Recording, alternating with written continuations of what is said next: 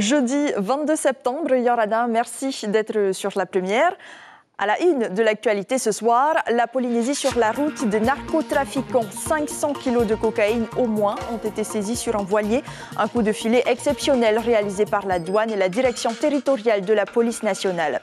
C'est une première avancée pour la protection de l'emploi local. Une liste de 43 métiers donne la priorité aux Polynésiens, du commerce à la construction en passant par l'hôtellerie, restauration et la santé. Les détails dans un instant aussi sur tout ce qui change à partir du 1er octobre. La revalorisation du SMIC, la baisse des cotisations à la CPS, c'est avec Lucille Guichet-Tiraou.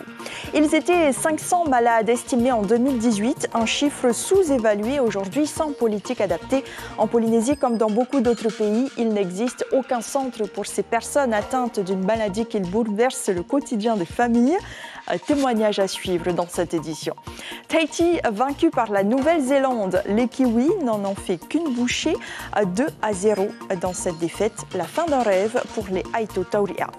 Parole à l'ancien ce soir dans notre rubrique à Aifenua. Henere Marama est la mémoire vivante de Tikehau. Ce copraculteur est aujourd'hui un passeur de messages, un conteur de légendes. Vous allez le voir, il connaît l'atoll comme sa poche. L'affaire est encore sous embargo judiciaire, mais l'information de nos confrères de TNTV semble se confirmer. Un voilier a été appréhendé hier par les agents des douanes et de la direction territoriale de la police nationale.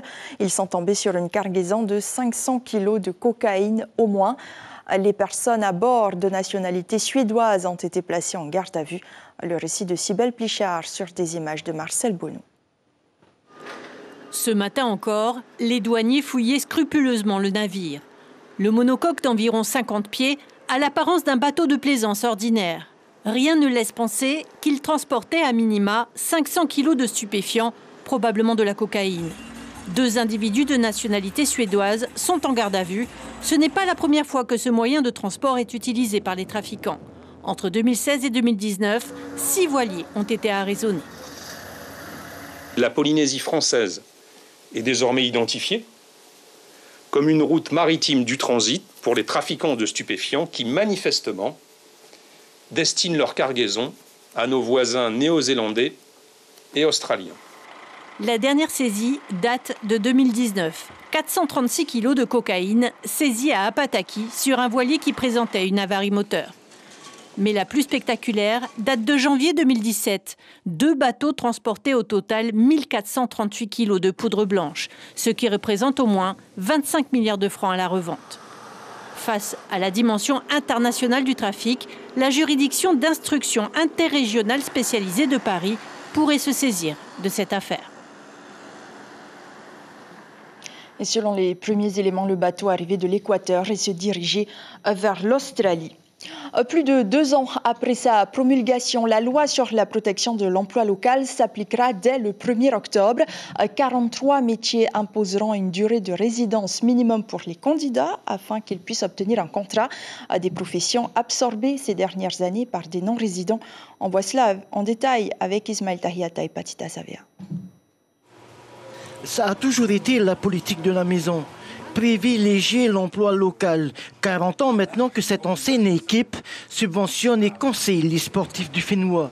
21 employés à leur disposition. 2 d'entre eux ne sont pas polynésiens, mais habitent ici depuis plus de 20 ans.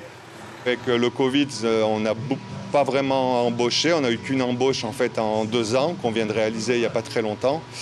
Mais en fait, nous, on travaille beaucoup bouche à oreille, on va dire, entre guillemets, avec des amis déjà des vendeurs ou du personnel qui est là et savoir s'il y a des gens qui connaissent, qui est intéressé pour travailler ou par le biais du CEFI par moment.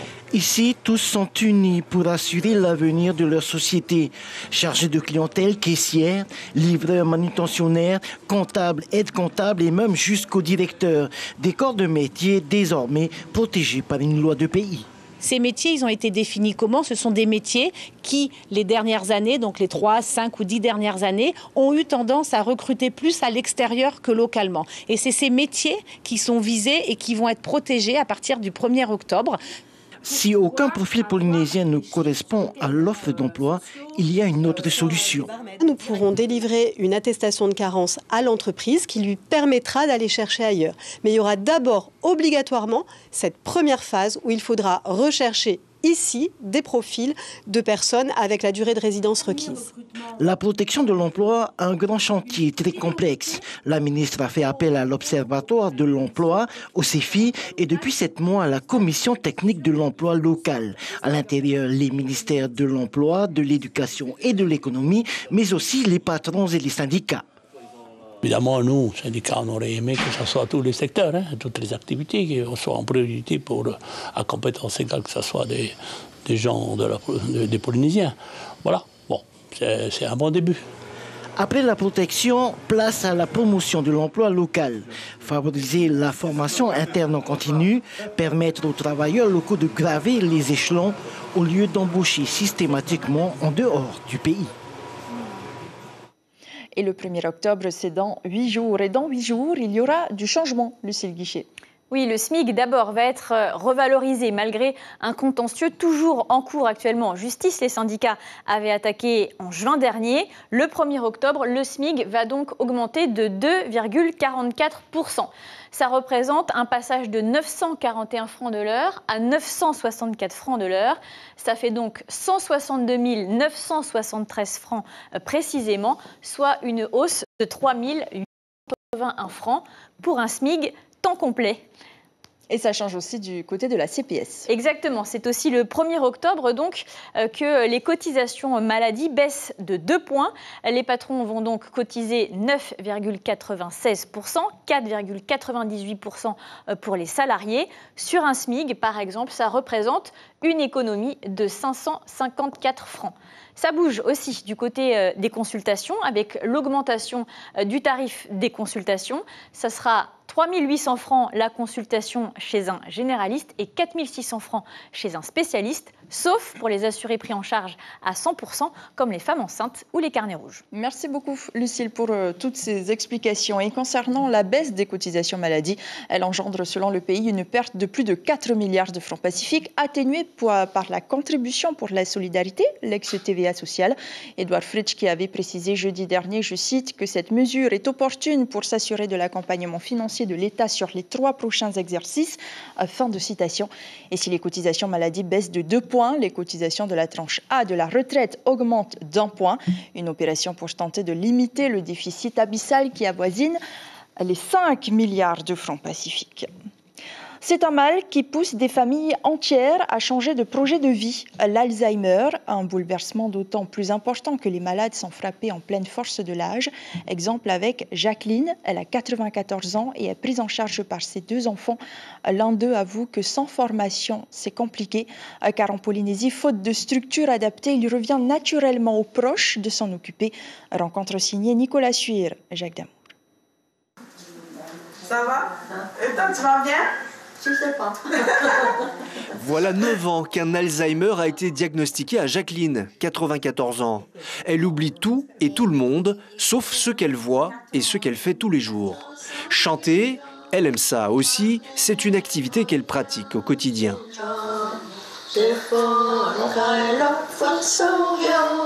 Se souvenir des paroles ou des visages dans des albums photos, des résultats qui prouvent que la stimulation intellectuelle est importante face à cette maladie incurable.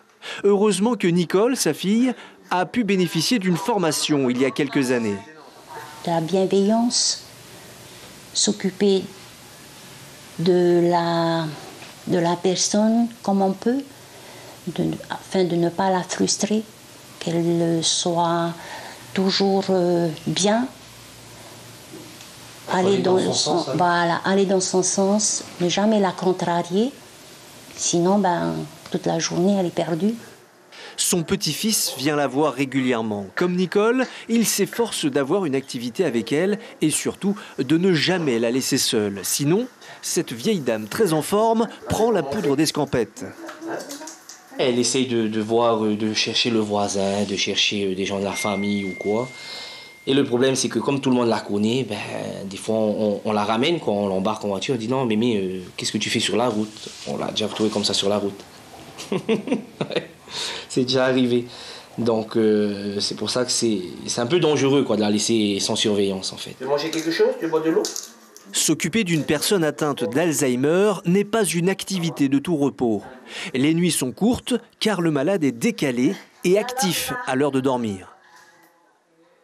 On n'a pas de nuit entière. Elle vient nous réveiller, elle vient demander où est telle ou telle personne. Donc on ne dort pas, mais les nuits sont courtes, quoi. Donc on ne peut pas la laisser toute seule non plus. Elle ne peut plus dormir toute seule parce qu'elle enjambe. Grâce à de bons revenus, Nicole a embauché 3 personnes à domicile qui se relaient 24 heures sur 24 pour s'occuper de sa mère. Sans traitement, seule l'attention, la patience et l'amour permettent à Jacqueline d'être encore en vie aujourd'hui. En 2018, la Caisse de prévoyance sociale avait estimé à près de 500 le nombre de personnes atteintes d'Alzheimer en Polynésie. Sachez que demain, une journée de sensibilisation est organisée par l'association Polynésie Alzheimer au lycée Don Bosco de Pirée. Le campus connecté des Marquises, situé dans le collège de Nukuhiva, va ouvrir ses portes à la fin du mois. Voulu par le ministère de l'Éducation, le campus sera chapeauté par l'Université de la Polynésie en collaboration avec le collège de Tei'ohae. Un enseignement à distance pour permettre aux étudiants marquisiens de faire une première année d'études universitaires en restant dans leur archipel d'origine. Cette semaine, la logistique a été installée. 2 cursus sont proposés sur le campus. Plus de précisions avec ces intervenantes interrogées par Marie Curva. On a accueilli beaucoup d'adultes et des néo-bacheliers qui étaient intéressés par le bac de la seconde chance pour les adultes et le DU Paléo que Sylvie gère. Donc très agréablement surprise parce que nous n'avons pas seulement eu des habitants de Tei'ohae mais également des vallées avoisinantes et surtout des autres îles des Marquises. Dès la fin du mois, les locaux du campus de Nukuhiva seront accessibles à tous les étudiants inscrits du lundi au vendredi. Ils pourront assister aux cours dispensés par les professeurs de l'UPF par visioconférence. Comment protéger le pays des espèces invasives importées par voie maritime? L'Institut des récifs coralliens du Pacifique et le CRIOB ont tenté d'apporter des réponses lors d'un séminaire sur la biosécurité marine. L'objectif est de voir comment la Polynésie peut travailler avec les pays voisins du Pacifique Sud sur les questions de biosécurité marine, car les enjeux sont importants. Edouard Fritsch nous en dit plus au micro de Heidi Enko.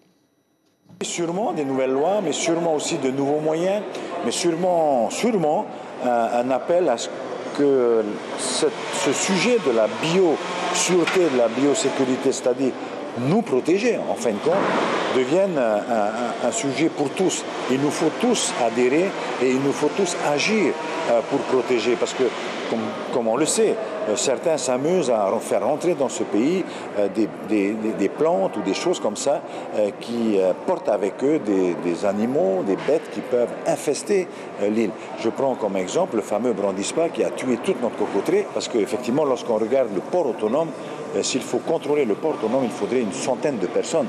Il faudrait contrôler tous les conteneurs qui arrivent. Et c'est la raison pour laquelle nous travaillons en coopération avec les pays où nous importons nos produits pour leur demander de veiller à ce que cette biosécurité soit assurée chez eux et que les conteneurs ne soient pas des vecteurs de transport de ces maladies. Vous avez peut-être remarqué, la chasse aux bonnes affaires est ouverte. Je vous parle des soldes, évidemment. Un peu plus de 2 semaines pour dénicher son petit plaisir. Une période de promotion qui intervient toutefois dans un contexte d'inflation très compliqué pour le pouvoir d'achat. Entre les prix qui augmentent et les stocks qui s'amoncellent, les commerçants espèrent malgré tout que les clients soient nombreux à franchir le seuil de leur porte jusqu'au 9 octobre. Du football à présent, pas de surprise. Hier soir au stade Pater, les Aito Tauri'a s'inclinent face à la Nouvelle-Zélande en demi-finale du championnat U19 océanien de foot. Les jeunes Kiwis s'imposent par 2-0 et rejoignent les Fidji en finale. Résumé de cette rencontre avec Inacio Raveino et Heidi Enko. 55e seconde, coup franc excentré de Finn Conchi, repris de la tête par le défenseur néo-zélandais Isaac Hughes. 1-0 pour les espoirs kiwis, mais pour les supporters, rien n'est encore joué. Les Tahitiens sont rapides sur le ballon, leur jeu à une touche au milieu de terrain est excellent, ils se créent des occasions, c'est difficile pour la Nouvelle-Zélande. Des occasions que les Aito Tauri'a ont du mal à concrétiser, à l'image de cette percée du capitaine tahitien Tevaitini Teumere, stoppée par une défense néo-zélandaise bien organisée. Mais les Tahitiens ne lâchent rien après un dégagement mal négocié par le milieu de terrain kiwi. Hauroa Morgan tente un tir des 30 mètres. et but sur le portier adverse. À la 52e minute, Anapa De Bruyne, jusque-là excellent, capte un tir de Kian Donkers avant de le relâcher. Le coach nous avait prévenu que ça va être un niveau élevé.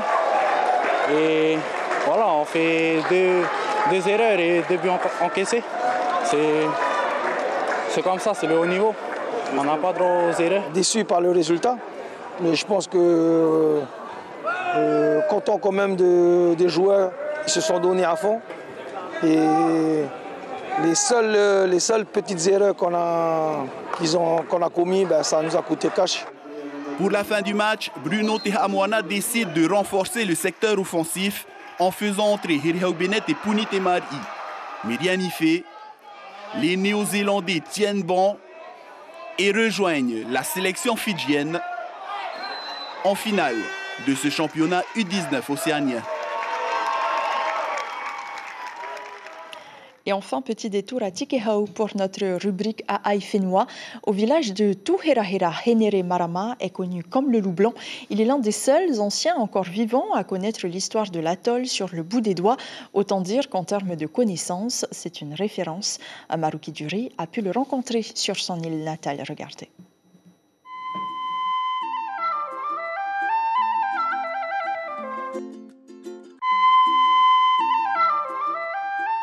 C'est un des atolls des Tuamotu les plus appréciés des touristes. À moins d'1 heure de vol de Tahiti, Tikehau est une destination fréquentée tout au long de l'année.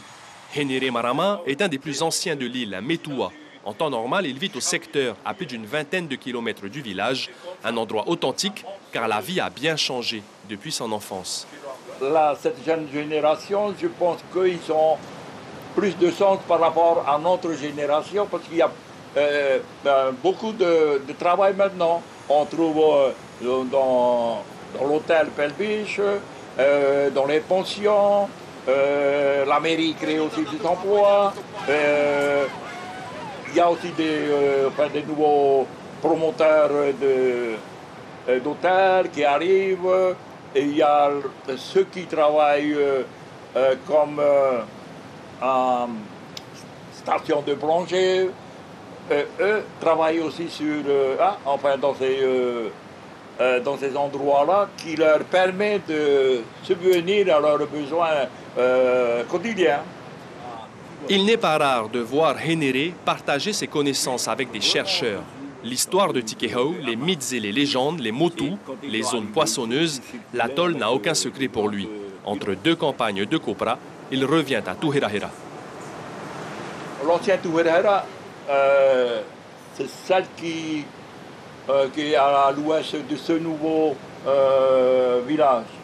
Oui, c'était vers 1906. C'est le dernier cyclone qu'ils ont eu lieu ici à Tikehau. Et nos grands-parents ont changé, ont laissé l'ancien village pour venir de ce côté-ci et construire et faire le nouveau village de Tuherahera.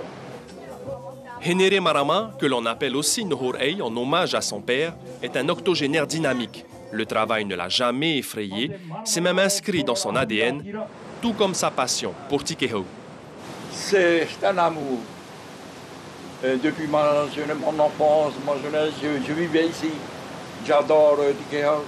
Moi, j'aime bien vivre au secteur, tranquille. Tu entends que le chant des oiseaux, murmure des vents. Et tout ça, c'est vraiment calme, reposant, comme si tu es là avec le Christ. L'information principale de ce journal, le tableau des activités professionnelles protégées voit enfin le jour. 43 métiers seront soumis à une durée de résidence minimum entre 3 et 10 ans selon le secteur et les besoins. Plus de 2 ans après sa promulgation, la loi sur la protection de l'emploi local s'applique enfin à partir du 1er octobre. Demain, on vous parle de la reine Pomare IV, dernière reine de Tahiti, une fiction diffusée sur notre antenne dimanche soir. Pour en parler, qui de mieux que l'actrice principale, Tuhei Adams sera l'invité café de votre matinale radio. À la une de Tahiti Info demain, le quotidien titre sur la réforme du SMIG, sujet explosif. Pa'waura, l'aventure des familles formidables continue sur Polynésie la première avec ce 4e épisode. Yohan Buit vous emmène à la rencontre des familles Cabral, Vahirua Tehotu, Bennett et Puhetini. Voici un extrait. Je m'appelle Terego Matei, je suis de Wahine. Je suis marié à Maïri Bob Dupont et je l'accompagne actuellement en tant que mari. Ça fait depuis octobre, le 22 octobre que nous sommes mariés, mais en tout ça fait 1 an qu'on s'est rencontrés en fait. C'est har amai tu papa et tu mama im oriane. Te vai tamari no ara e emha tu mataiti. Dora ua hor amai te whenua. E whaariror ai te whenua I wahino hor anu mātou e tenu atu I tēnei. Et après Pa'waura, les histoires de la famille Greenleaf. Merci de votre fidélité. Marouki Djuri prend les commandes de vos journaux dès demain. Je vous souhaite un très bon week-end. Prenez soin de vous et à lundi.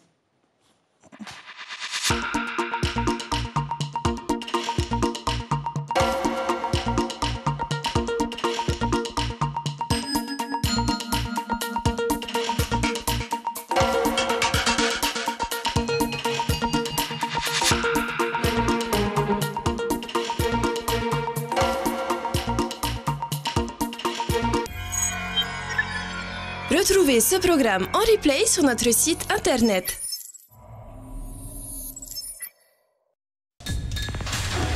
L'information en continu sur Polynésie la première, internet et réseaux sociaux.